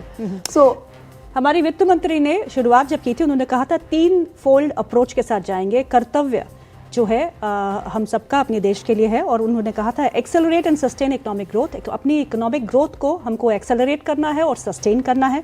उन्होंने ये भी कहा था कि फुलफिल एस्पिरेशंस ऑफ पीपल, तो अपने लोगों के एस्पिरेशंस को फुलफिल करना है. Ensure every family every community has access to resources, यानी कि सभी फैमिलीज़ को, सभी कम्युनिटीज़ को इजी एक्सेस टू रिसोर्सेज हो. ये 3 कर्तव्य जो है हमारी एफएम ने अपने बजट स्पीच से पहले बजट स्पीच के दौरान बोले. स्ट्रक्चरल रिफॉर्म्स पर ज़्यादा जोर दिया गया है, चाहे आप टेक्सटाइल की बात करें जिसकी मार, टैरिफ्स की मार जो टेक्सटाइल सेक्टर पर बहुत पड़ी है. टेक्सटाइल को लेकर बहुत सारी घोषणाएं की गई हैं. National fibre scheme, capital support schemes, national handloom handicrafts programmes, tax ecosystem को अच्छा करने की बात की गई है, मॉडर्नाइजेशन की बात की गई है, स्किलिंग की बात की है, मेगा टेक्सटाइल पार्क्स की बात की गई है इस बजट में. और इनिशिएटिव लिया गया है खादी को प्रमोट करने के लिए, काफ़ी चीज़ किया गया. स्पोर्ट्स गुड्स मैन्युफैक्चरिंग को प्रमोट करने की भी बात की गई है. एसएमई ग्रोथ फंड जो है वो 10,000 करोड़ रुपए का यहाँ पे एलोकेशन की गई है. माइक्रो सेंटर के लिए 2,000 करोड़ की एलोकेशन की गई है यहाँ पे. अगर हम अब मेन आंकड़े जो होते हैं बजट में, फिस्कल कंसोलिडेशन की बात होती है, फिस्कल डेफिसिट की बात होती है, तो 4.4% FY26 का बजट टारगेट था, उसको वो मीट करेंगी, ऐसा हमारी एफएम ने कहा है. और FY27 के लिए जो फिस्कल डेफिसिट के टारगेट है वो 4.3% रखे गए हैं. और अगर हम डेट टू जीडीपी रेशो की बात करें तो डेट टू जीडीपी रेशो जो अभी 26-27 में है वो 55.6% ऑफ द जीडीपी है, और जिसे घटा के 2031 तक 50% किया जाएगा, which is a very good thing. पर होगा या नहीं होगा वो देखना बाकी है. लेकिन जितने भी रिफॉर्म्स जो है आज के इस पूरे बजट स्पीच में थे, एक तो आपकी कस्टम ड्यूटीज़ को लेके काफ़ी रैशनलाइजेशन की गई है, ईज ऑफ डूइंग बिजनेस के बारे में बताया गया है. और टैक्स स्ट्रक्चर, हमको इनकम टैक्स वालों को तो इस समय कोई उम्मीद नहीं थी क्योंकि बहुत कुछ किया गया है. जीएसटी टैक्स स्लैब में कटौती, पिछली बार में इनकम टैक्स स्लैब्स में बदलाव किया गया था, लेकिन पूरे टैक्स फाइलिंग प्रोसेस को ईजी करने की कोशिश जो है वो बिल्कुल इस पूरे बजट स्पीच में हमको देखने को मिली. As far as the income tax payers are concerned, उनके लिए जो पूरी प्रक्रिया है टैक्स फाइलिंग की उसको ईज किया जाएगा. रजत भी हमारे साथ में. Rajat, what do you 3 takeaways from the budget? So, I think from markets perspective, अगर मैं सिर्फ markets की बात करूँ तो markets को तो ये बजट काफ़ी अच्छा नहीं लगा, और वो काफ़ी रिफ्लेक्ट कर रहा है मार्केट प्राइसेस में. जबकि आज FII ज़्यादा एक्टिव नहीं होंगे, उसके बावजूद मार्केट अगर 2.5% तक नीचे है, सो दैट मीन्स मार्केट की एक्सपेक्टेशन थी कहीं ना कहीं कि फॉरेन इन्वेस्टमेंट को प्रमोट करने के लिए, लाने के लिए कुछ ना कुछ किया जाएगा long term capital gains rate में. हालांकि एनआरआई इन्वेस्टमेंट्स के लिए काफ़ी ईज की गई हैं चीज़ें, बट हैविंग सेड दैट जैसे पीआरओआई रूट के थ्रू 5% की जगह वो 10% तक इन्वेस्ट कर सकते हैं. ओवरऑल लिमिट 24% कर दी गई है. बट फ्रैंकली एनआरआईज इतना इन्वेस्ट करते ही नहीं है थ्रू पीआरओआई रूट और ऑन एन इंडिविजुअल बेसिस कि उनका होल्डिंग 5% तक हो जाए. एक अच्छी चीज़ इसमें ये है दैट इससे काफ़ी प्रमोट होंगी छोटी कंपनियां, small mid caps, in fact micro caps, जिसमें वो सब्सटैंशियल पैसा बाहर से लाके लगा सकते हैं. So that would be the first silver lining. आपने पूछा दूसरा जो मुझे एक अच्छा लगा, जो एक सेक्टर के लिए काफ़ी अच्छी चीज़ है, वो है डेटा सेंटर्स के लिए, जो 2047 तक बाहर से कोई पैसा लाके निवेश करे तो उसको टैक्स ब्रेक मिलेगा. 2047 तक टैक्स नहीं मिलेगा. सो कंपनीज लाइक अनंतराज और ब्लैक बॉक्स, और आई थिंक इस सेक्टर में और बहुत सी कंपनीज इंडिया में आएंगी, बिकॉज इंडिया में डेटा सेंटर सेटअप करना सबसे ज़्यादा आसान है, सबसे ज़्यादा सस्ता है और सबसे ज़्यादा एफिशिएंट भी है। नाउ जिस हिसाब से हमारा पावर सेक्टर बहुत अच्छा हो गया, बिजली की सप्लाई में अब कोई प्रॉब्लम नहीं है। ओवरऑल डेटा सेंटर का मार्केट करीब 570 बिलियन यूएस डॉलर का है, जो कि हमारे लगभग पूरे इंडिया के एक साल के बजट जितना है। तो अगर उसमें से हम 10-15% शेयर भी लेने की कोशिश करें, जो कि बहुत पॉसिबल है, तो ये बहुत बड़ा, आई थिंक इस सेक्टर को स्टॉक मार्केट के लिहाज से भी देखना चाहिए और इस सेक्टर में मुझे लगता है काफ़ी पैसा आएगा। और इसी बीच जो हमारी अभी की ब्रेकिंग है वो है मार्केट क्रैश हो गया है।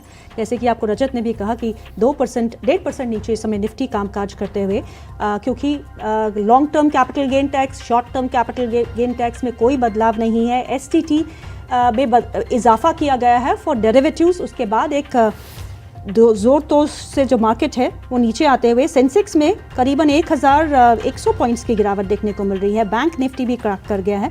बैंक निफ्टी भी डे लो पे इस समय कामकाज करते हुए थोड़ी बहुत रिकवरी तो आ रही है, पर सस्टेनेबल है या नहीं। एंड इंडिया विक्स वोलेटाइल इतना है मार्केट, 12% अप, 15.28 के आसपास यहाँ पे देखने को मिल रहा है। और मिड कैप इंडेक्स में 2.5% की कट देखने को मिल रहा है। और FNO पे यानी कि futures and options and derivatives पे STT बढ़ाई गई है। STT में जो इजाफा देखने को मिल रहा है वो ऑप्शन प्रीमियम ट्रेडिंग पे 0.15% हो गया है फ्रॉम 0.10%। और फ्यूचर्स STT जो हाइक है हाइक टू 0.05%। तो ये जो है मार्केट को इस समय डेंट देते हुए क्या कहेंगे Rajat, your first reaction on the market? Market तो टूट रही है। जैसा मैंने कहा, मार्केट को आई थिंक मार्केट सबसे पहला एक रिफ्लेक्शन देता है कि उसको बजट कैसा लगा।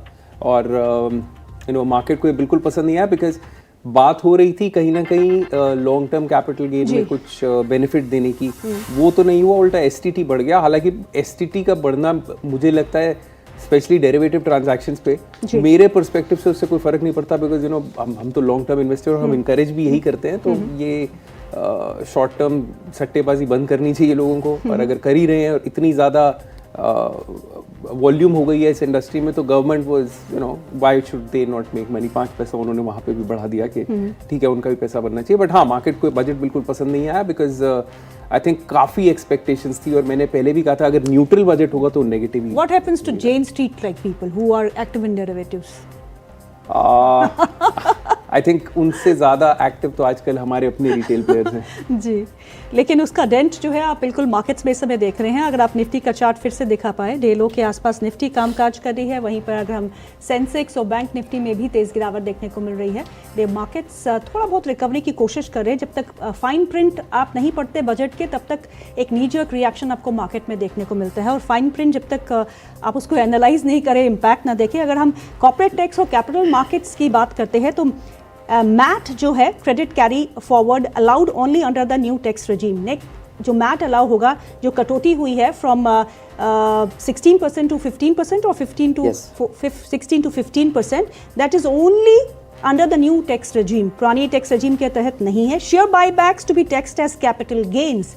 शेयर बायबैक्स जो है कैपिटल गेन्स की तरह टैक्स किए जाएंगे।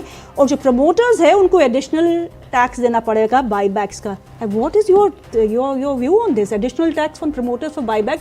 अभी तो बायबैक ही हमको बचा रहा था। एग्जैक्टली नाउ मुझे लगता है कि अब ये कैपिटल गेन्स के अंदर ये एक तो कैटेगराइज होगा, ये अपने में एक प्रॉब्लम हो गया, और फिर ऊपर से एडिशनल टैक्स उस पर लग रहा है। So that is one amongst those things जो मार्केट को एक्चुअली पसंद नहीं आ रहा है, because buyback also contribute a significant part of the income for the financial market.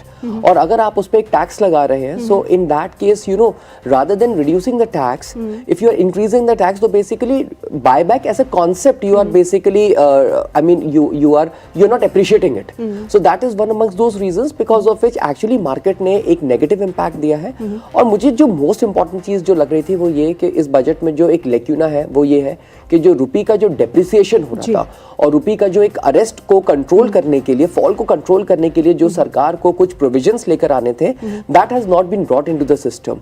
तो आई थिंक वो एक बहुत इंपॉर्टेंट रीजन है जिसके कारण मार्केट्स जो है एक मेजर डेंट दिखाया मार्केट ने, as a result of which हम लोगों का जो एक परसेप्शन था कि एसटीटीज कम हो जाएंगे, फॉरेन इंस्टीट्यूशनल इन्वेस्टर्स पे लॉन्ग टर्म कम हो जाएगा, that did not happen. Yes, speculations कम करने की सरकार ने बात करी है, but again from a longer perspective अगर आप देखें, this budget is more from the structural point of view This budget is more from the reformistic reforms, point yeah, of view. long term. That is a transformative budget. So transformation किस चीज में बात करी है, चाहे वो critical metals की बात करी है, मिनरल्स की, चाहे वो AI के डेटा सेंटर्स को लेकर बात करी है, चाहे उसमें टैक्सेशन में जो उन्होंने मैट को लेकर बात करी है.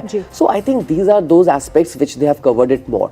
I think अगर ये एक रुपी को के अरेस्ट के लिए भी अगर बात कर देते तो शायद जो मार्केट्स अभी जो एक डेंट आया है वो शायद नहीं आता. जी, IT डेटा सेंटर्स और न्यू इकोनॉमी बिजनेसेस पे काफी जोर दिया गया है इस बजट में. Tax holiday till 2047 for cloud services operating from India based data centres, यानी कि जो इंडिया बेस्ड डेटा सेंटर्स है उनको टैक्स हॉलीडे मिलेगा 2047 तक. कोई भी फॉरेनर्स अगर इंडिया में डेटा सेंटर सेटअप करते हैं तो वो टैक्स हॉलीडे के तहत आएगा. 15% safe harbour margin for data centres, तो ये भी एक पॉजिटिव है डेटा सेंटर्स के. Common safe harbour margin of 15.5% for all IT services. अगर हम IT सर्विसेज की यहाँ पे बात करें तो IT स्टॉक्स कहीं ना कहीं आज होल्ड कर रहे हैं रजत.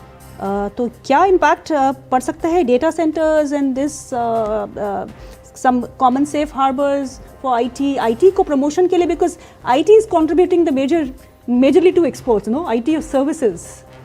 नहीं, देखिए इसमें दो चीज़ें हैं. एक तो अगर मैं बजट को भूल जाऊं कि आज प्रेजेंट हुआ है, तो उसके सिवाय भी मुझे IT के स्टॉक्स काफ़ी पसंद है बिकॉज ऑफ द वैल्यूएशन जिस पे ट्रेड कर रहे हैं.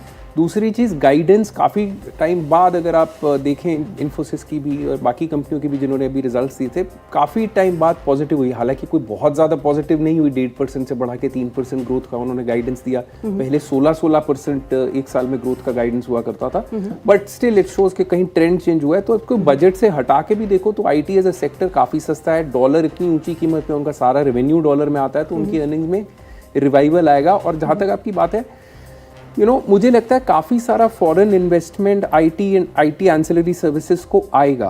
When you talk about data centre, अभी इंडिया में बहुत सी ऐसी कंपनीज हैं जो डेटा सेंटर में एंटर करेंगी, चाहे वो IT से हो चाहे कहीं और से हो, जिन्होंने अभी एंटर किया नहीं है. But with this impetus, because you see आजकल डेटा सेंटर की डिमांड कहाँ से आ रही है, योर UPI पेमेंट्स, OTT, जितना भी हम ये नेटफ्लिक्स, सोशल मीडिया, यूट्यूब देखते रहते हैं, जितना भी ये डेटा है जो स्टोर होता है, इंडिया में करना सबसे सस्ता है. So I think IT as a sector इस न्यूज के बाद थोड़ा सा, if at all there is a silver lining in this budget for me, किसी सेक्टर के लिए, स्टॉक मार्केट के, तो आई थिंक IT को इसमें काफी एक बेनिफिट मिला है. मुझे लगता है दैट इसका फाइन प्रिंट पढ़ना पड़ेगा कि जो नॉन रेजिडेंट इंडियंस हैं वो directly through their bank account, जिसको PROI रूट कहते हैं, directly through their bank account, बिना FPI अकाउंट खुलवाए, इंस्टीट्यूशन बने बिना, बिकॉज एक बार आप इंस्टीट्यूशनल रूट से आओ तो सेबी का कंप्लायंस लगता है. थ्रू PROI रूट आपको सिर्फ एक बैंक अकाउंट चाहिए, तो सीधे अपने बैंक अकाउंट से वो 5 से 10% तक कर सकते हैं. मैं खुद इस इंडस्ट्री में हूँ, हम अकाउंट्स खोलते हैं, हम देखते हैं, तो मुझे नहीं लगता कि कोई भी ऐसा रिटेल NRI इन्वेस्टर है जिसका किसी एक कंपनी में 5% से ऊपर स्टेक हो जाए, अदर देन वो माइक्रो या स्मॉल कैप कंपनीज, और वहाँ शायद आप देखेंगे पैसा बढ़ने की उम्मीद है. मैं एक चीज़ और बोलता हूँ आपको, मुझे ये लगता है इसकी बहुत ज़रूरत थी और अभी भी है, इसको और रिफॉर्म किया जा सकता है. मैं काफ़ी सपोर्ट करता हूँ बिकॉज आई थिंक काफ़ी लोग इसको मिस कर रहे हैं. बहुत छोटी चीज़ नहीं है, बहुत ही स्ट्रेटेजिकली काफ़ी एक अच्छी चीज़ है. बिकॉज मच अगेंस्ट जो लोग बोलते हैं, मुझे ऐसा लगता है इंडिया में अभी भी बहुत से नए IPOs होने की और बहुत ज़रूरत है. और हाँ, क्योंकि 2010 में 2000 करोड़ SIP बुक हुआ करता था, आज वो बढ़ के 31,000 करोड़ महीना SIP के थ्रू आ रहा है. 2670 कंपनियां लिस्टेड है NSE पे. तो हमें चाहिए और कंपनी जिनमें ये पेपर जो पैसा आ रहा है वो नए पेपर में लगे और उसके लिए नई नई कंपनियां आए, बट अच्छी कंपनियां आनी चाहिए. सो आई थिंक ये अच्छा है कि अगर वो डायरेक्ट रूट से भी काफी ज्यादा इन्वेस्ट कर सकते हैं, somewhere it attracts foreign capital. जी चलिए, केपेक्स, इंफ्रा और सिटी लेड ग्रोथ के इस पे बात करते हैं. केपेक्स पुश जो है वो सस्टेन्ड है, 12.2 ट्रिलियन यानी कि 12.2 लाख करोड़ के आसपास का यहाँ वो है. I think it's a growth of how much? 10%. It's a 10% growth from the so CAPEX push is there. Exactly. Right? We should be happy with that. Tier 2 और Tier 3 cities की ग्रोथ इंजन बनाने की काफ़ी बात की गई है, तो यहाँ पे फोकस Tier 2 और Tier 3 सिटीज़ पे है.